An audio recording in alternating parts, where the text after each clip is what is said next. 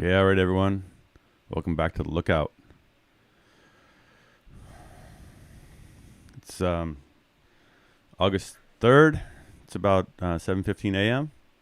And we're going to talk about the McKinney Fire, China Fire. Quite a bit happened yesterday, even though the fire itself was, didn't show a lot of spread in the morning hours. Getting some intel from people who were out there yesterday who talking about what they're calling quite the Western experience. Sounds like flash flood, vehicles getting swept into torrents, landslides. I'm sure more info will come out, but right now it sounds like last night in the evening that major storm action made things really wild out there. So gonna jump in on the map. I've got a perimeter from last night that was flown by NIROPS, the National Infrared Operations. And I've got a line on there that shows where the fire was yesterday morning so we can see where it grew.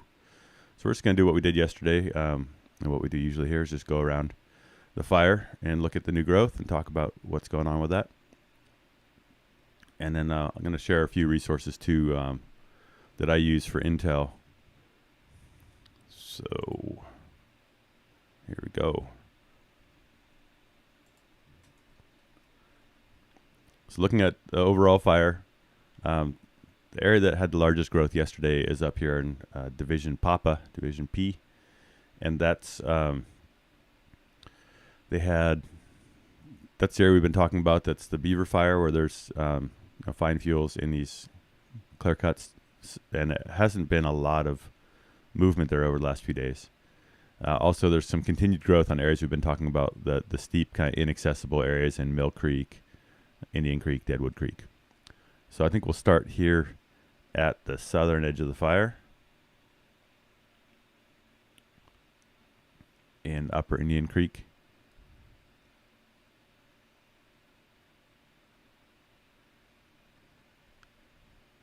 We had some growth here on the flanks of Indian Creek Baldy. And we had some growth that was showing here yesterday too. Wasn't caught in this other perimeter. But there's been a little bit of growth along this edge. And coming around here into Mill Creek. Continued backing fire. The white line is where the fire was yesterday at 10:30 in the morning. And then last night's IR. See, that's the earlier stuff. Last night's IR captured this. Just shows that continues to back down towards the bottom of the canyon. As we mentioned before, not likely that they're going direct on these steep slopes. The plan that's showing on the ops map is these dozer lines. They're still showing as planned dozer lines on the ops map, and like I said, that's one of those things that is kind of got a lag time. If you do know about what's going on out in this division with the dozer line, then you could shoot me an email or message. But I expect the fire will keep backing down into here. One thing that happens sometimes, as we're kind of working indirect on fires that are backing down across the canyon like this, is sometimes crews will put some fire into here to kind of what we call square it up. Main thing is that you don't really want, if the fire's backing down both sides, when the fire gets down to the bottom here, we get what's called a slope reversal, and it can jump up and burn with a head fire up this side. And that can cause problems, if, it's less of an issue back in here right now, because if it runs up the slope, it's going to run into existing black. But if the fire was farther along down here, and we were worried about the fire running up here and spotting over the top, sometimes firefighters on a drainage like this will try to carry fire down the adjacent ridge to kind of match the tempo of what the fire's doing on the other side. So right now that's not an issue. If we had this fire had rolled out and was well established down in here, the crews might be putting more energy into, firing off a dozer line here. So you'll often see that on these fires that burn for days and days. It's just that crews put a little fire on the ground sometimes to kind of what we call square things up, or just kind of keep pace with fire and expected fire behavior. So It's part of that kind of chess game. We're going to move over here kind of a little more above Horse Creek. And kind of same situation here. Not a lot of action in the backing parts of the fire. But there are some spots here where the fire continued to back yesterday. So, the white line is yesterday morning at 10:30 in the morning. And this is where it's back down. So now we're kind of above Horse Creek. Looking up Highway 96. Everything on the left here of Highway 96 did burn in 2014. So hopping down here, once again, the white line is where the fire was yesterday at 10:30 in the morning. And the red is where it was when they mapped it last night with infrared. So see that it kind of pooched out a little here. And here, there's dozer line showing on the ops map down in here. I don't know if this is over the dozer line or not. We'll look at the map, the ops map, in a minute. So I have a friend who was in this division yesterday, and they said that they spent a lot of time yesterday chasing spots out in here. And then there's this good run here. We've been watching last few days. Yesterday's map, I showed you, this was all hot, and it had that was the area that had burned hot 2 nights ago. So anyway, the fire spotted out over the lines here if they had them, or anyway, it decided to move, and it took a run up towards this ridge. Still well within the Beaver Burn. Another little area here is along this road. That might be a place that got fired out to keep ahead of some heat. Most of the rest of this area here isn't showing growth from yesterday. But somewhere out in here last night, I got a message from a friend, and she said that there was torrential rain washing the whole mountain into the river. And then I just got another message from someone who told me that there was an incident where a bridge washed out and a water tender went in, and they had to rescue the driver. So we'll hear more about that from the incident, but that's kind of what's going on what people are telling me is wild rain. So we got this mix of fire still active and wild rainstorms, and that the fire's likely, there's a lot of fire in the ground, and as it gets hotter and drier, rain or not, there's still a lot to deal with, and a lot of kind of lingering heat on this fire. Some new growth here in this area that there's kind of this puzzle for them of how to tie in this corner, where you can only get cat lines down to 30 or 40% slope break. So and you can see old cat lines on here. So you get down to this break and slope, and you can't really dive off a lot of this in with your dozer. But also, if you've got fire that's kind of indirect, and you're getting roll out, et cetera, it can be difficult to commit crews safely on steep ground near active fire. So, this is kind of a tough corner for them to tie up, and the timber up in here means that there's going to be lingering heat. And so we'll see, basically, in this division how it unfolds as the weather gets hotter and drier again. Here we're looking up Humbug Creek. We're getting back towards Wairika. There's a little bit of heat in here. Remember we said, the fire behavior analyst yesterday had said that the strategy is to try to go as direct as possible in here. That's still a lot of geography for them. The fire really hasn't moved much along this line in here.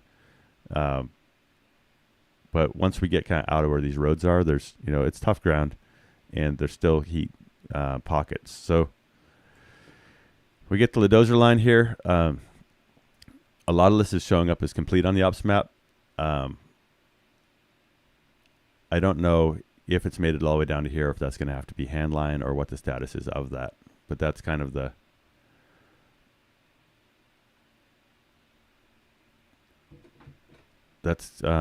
we'll talk more about that as we go on, I guess.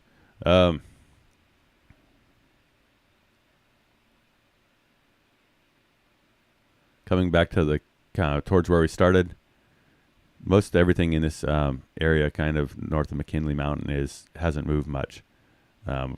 Little bit of heat out in here since yesterday. I think the moral of the story really is just that in the timber, There's heavy fuel. There's a lot of dead and down fuel, and it's going to be hot for a long time, and it's going to wake up with the hot, dry weather. And, it's not inconceivable that, we'll see continued spread in here for quite a while, just because of the fuel, the access, everything else.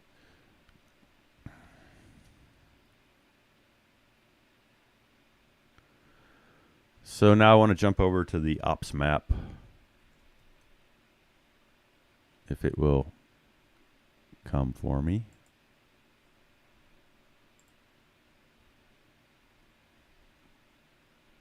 There we go. All right. So we're going to talk a little bit about how to read a fire operations map. I think a lot of you probably have heard this before, but just some of the basics. So we're down here in Wairika, and this black line with X's is completed bulldozer line. And so they pushed dozer line around the edge of town and tied it in, and then out here off of Mill Creek Road, it goes up the ridge. And so that's kind of what we've been looking at on the Google imagery. These blue squares are drop points. And a drop point is basically a spot that's big enough to fit some vehicles. So where, maybe you'll park crew vehicles when they start to hike in to work a part of the line. Maybe it's a place that you drop off pallets of hose, water. It's just a resupply point, and it also is kind of a rallying point. So, hey, meet me at drop point 5, and we'll engage from there. So they tend to be at kind of strategic intersections, place that's big enough that you can have quite a few people, maybe big enough to brief 100 people, place you could turn around lowboy, dozer haulers, etc. So the dozer line shown here is the same stuff we're showing in black. These brackets are what we call branch breaks.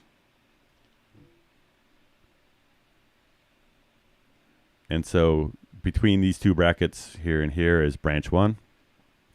These parentheses, paired parentheses, are division breaks. So between the branch break and here is division Victor. Between this one and the branch break is division Whiskey. Between this one and here is division X-ray. Looking up here, we talked about coming out of the river there, whether or not the dozer line was done yet. It shows it as planned dozer line. That's not done. On here, the red is active fire line.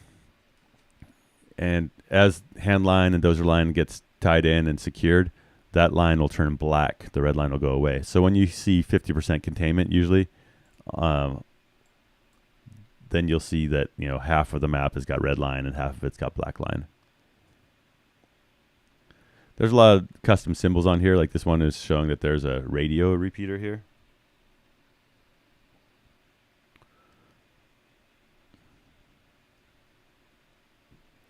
Anyway, these are created daily. And then on a fire that's large like this, they'll have zoomed in versions. The deal with branches is, and divisions, is that you don't really want any single supervisor to have more than 5 people reporting to them. So this division supervisor has, maybe 5 strike teams of engines, and those strike teams all then have 5 engines. So the engines work for the strike team leader, and the strike team leader can report to the division.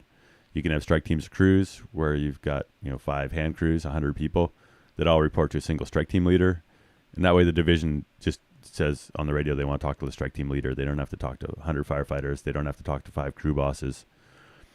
And so the idea then is once you've got more than 5 divisions, you really want to branch, because the operations chief is in charge of everyone out here. And so if the ops chief can talk to 4 branch directors, and those 4 branch directors can talk to 5 divisions each, it's what we call span of control. So if you're wondering why we've got divisions and branches, it's just basically so the person who's in charge of this fire doesn't have to talk to 100 different crew bosses.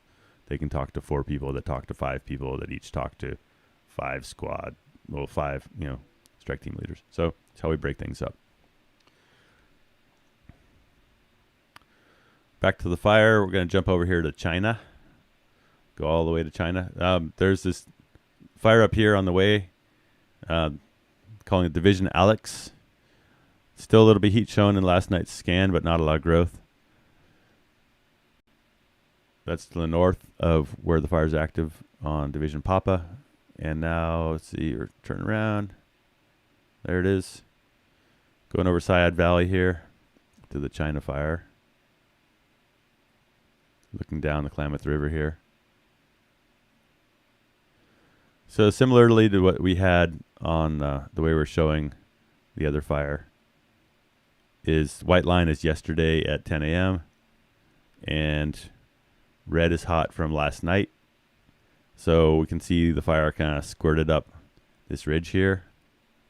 We got some interesting things that happen with fire behavior in canyons, where we talk a lot about alignment, which is when the fire and the terrain and the wind all come together. And the thing that happens in canyons is your alignment changes over 24 hours. So in this country, we have big winds down canyon at night, and we have big up canyon winds in the afternoon. So oftentimes what will happen is a fire that maybe has been out of the wind in the afternoon when the wind's blowing up the canyon, will get down canyon winds. And so like here you can see this run. Potentially this run just kind of was roll out in the evening, and then when it started to get down canyon winds at night, it made a run. So you can kind of see that sometimes even in the patches of how a fire burns, where you'll see an old fire scar, and you'll be able to say like, oh, that was from an afternoon run or a night run in a previous fire. So it kind of looks like the interesting part of this fire for the last 24 hours has been on the downriver side.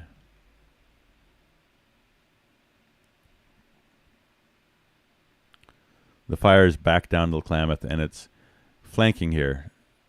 And potentially it kind of backed into here and ran up here with the slope. It's kind of hard sometimes to parse the sequence. But what we like about flanking fire and backing fire is that it tends to be lower severity and higher likelihood that these areas are going to survive, so that some of the big trees will survive here.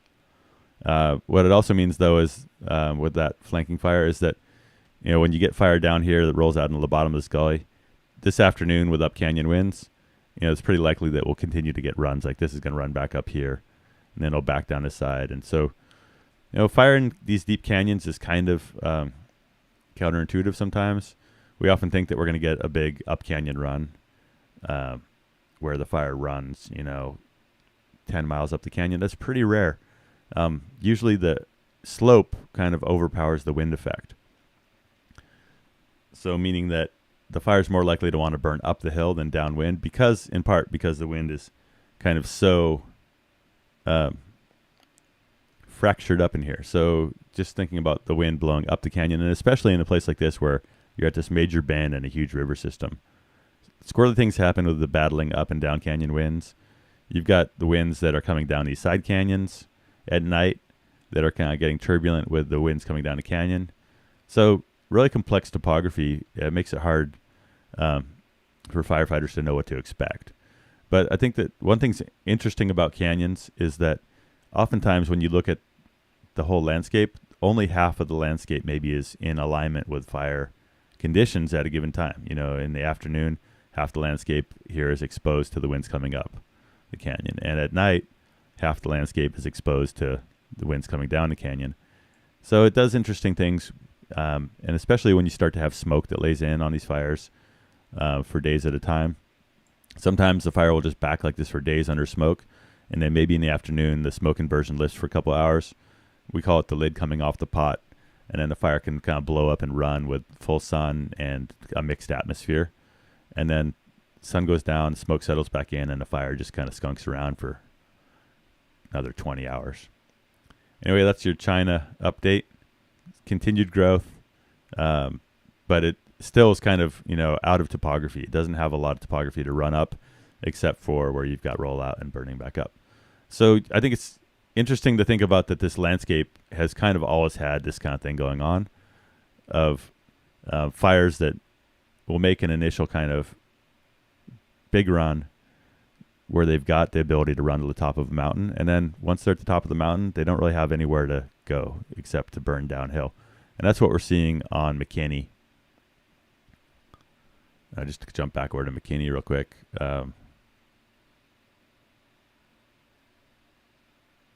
McKinney started down in here.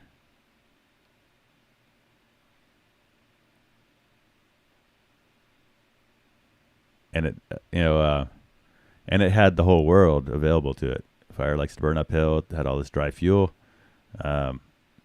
winds that were kind of with it, and it ran to the top of the mountain. And then the thunderstorms pushed it hard this way. But once that has happened, now it's kind of doesn't have a lot of terrain to run. We saw that a lot on the Dixie Fire. We'd have these huge runs driven by terrain, and then after these days of really explosive fire behavior, the fire would run to the top of every mountain within reach, and there was nowhere else for it to go but to back downhill. So that's the big picture. I don't have any new intel on the smaller fires around Scott Valley, but maybe we'll get something through the day. Okay, switching gears real quick. Just want to show a couple websites here.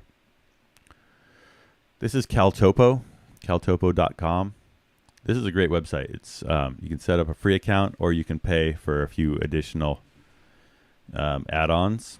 It's worth supporting if you use it and you find it useful. The add-ons are worth paying. I think it's $15 a year.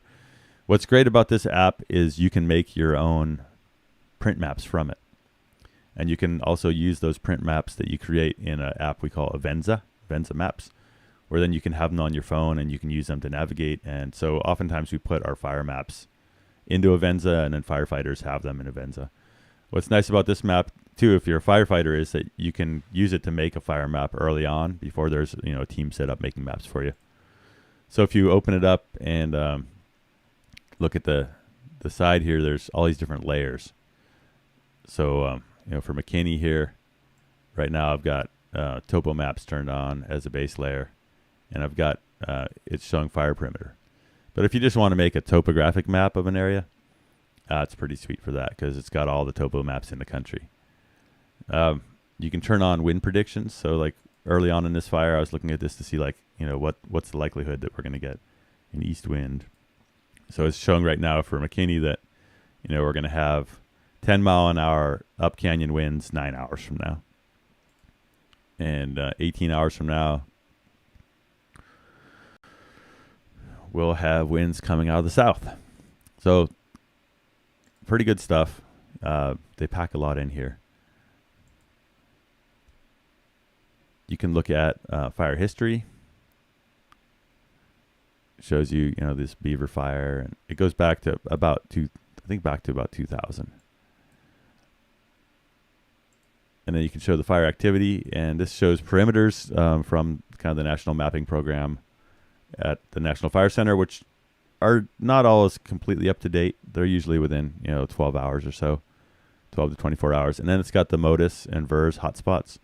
We've talked about that a little. Like sometimes early in an incident, those are very inaccurate, but oftentimes when there's not a lot of kind of big heat column and stuff, they can be really useful.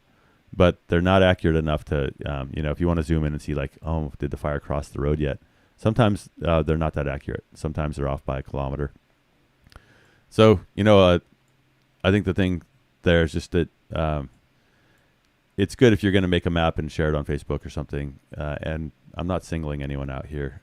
Just in general, it's good to confirm this stuff if you're putting it out there and saying, "Hey, look, the fire crossed the road." It's like, well, it might not have. It might just be erroneous data. So, but the perimeter, if you just use the perimeters only, that stuff's tight. Like that's the stuff that I'm sharing with you guys, basically.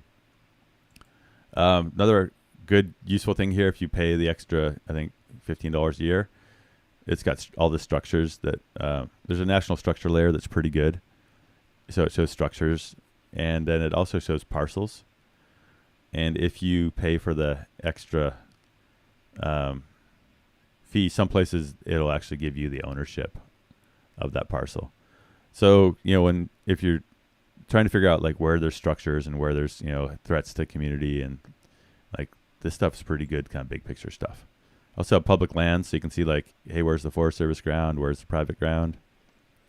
It's good stuff. So check it out, caltopo.com. If you like it, highly recommend giving them a little money, because all this stuff is user supported. Next site I want to show you is what we call the GGAC, National. It's the Geographic Area Coordination Centers. There's GGACs all over the country. It's kind of how the fire service organizes their response, right? So we got Northern California GGAC, we got Southern California, we got Pacific Northwest for Oregon and Washington, got the Great Basin, Southwest. So I can't remember how many there are, but each GGAC has a website, and then the websites are all really similar.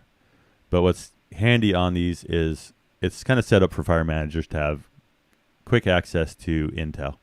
So if you come into the GGAC, so this is gac.nifc.gov, and then ONCC is Northern California. So Northern California GGAC. If you click on this Intel tab, they'll have like daily situation report, which has got pretty detailed information on specific fires.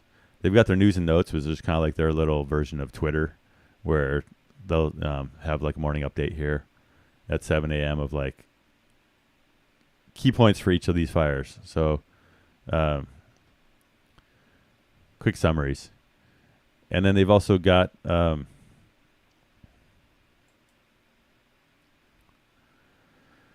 it's just, you can browse through there and find a lot of good information. They've got good weather information.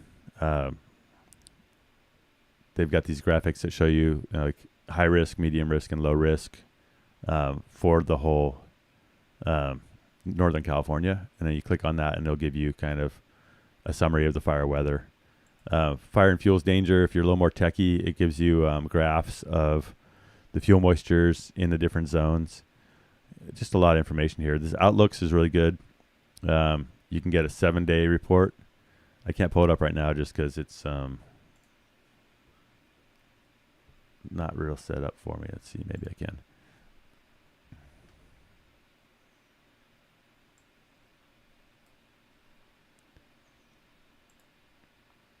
Yeah, well, anyway.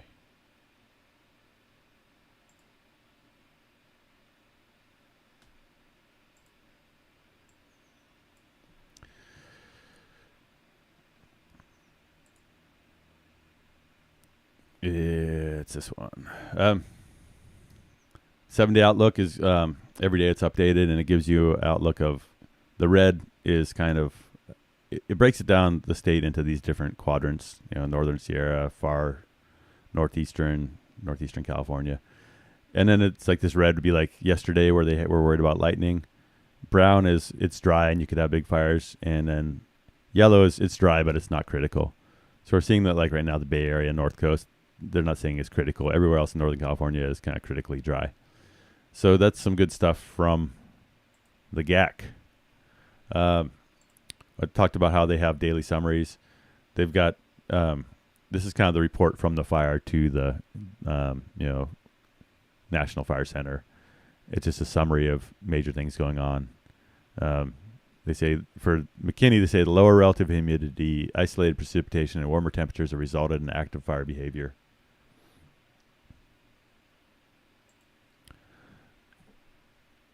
And torching with slope runs have been the order of the day.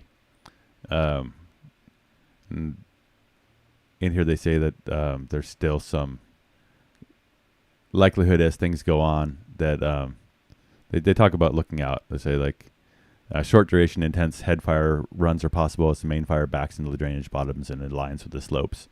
Watch out for slope reversals if the fire reaches drainage bottoms. A better chance of active fire behavior being on the west side. More sun is possible, and the wind direction will push the smoke away. Okay, last thing I want to share is a site called Wildfire Intel. This is a forum that's mainly driven by firefighters and retired firefighters. And basically it's a lot of people who are kind of paying attention to intel and scanners and webcams and write commentary about what fires are doing and what they think it's going to do. So it's a good spot to check in. There's links to webcams and there's summary for each fire. So like right now there's the McKinney Fire, the China Fire. It's a national site, but focused on California. If you check here and look at the latest, then it'll give you what's a hot topic. And if you see that something's got 300 comments on it, usually it's a big fire. And you can also look and see what's active. You know, if there's something that no one's commented on for 9 or 10 hours, probably not much going on. So here for McKinney,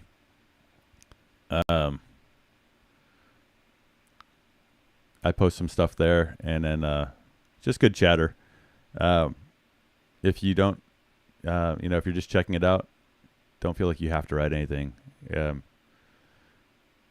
it's a good spot to go and read what a lot of people are who know what's going on have to say about it.